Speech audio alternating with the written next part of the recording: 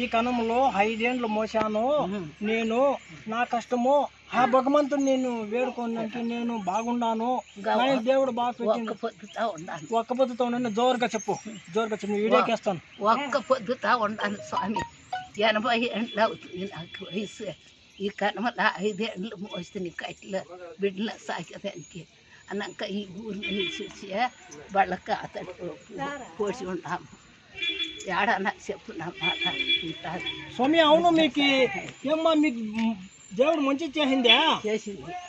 అందువల్ల నువ్వు 80 పోయి గుడి కూడా ఆరంభించున్నాము. గుడి కూడా ఆరంభించినావు. ముట్టుమారి అమ్మ నాగలమ్మ గుడి కట్టాము. కొడుకున్నాము.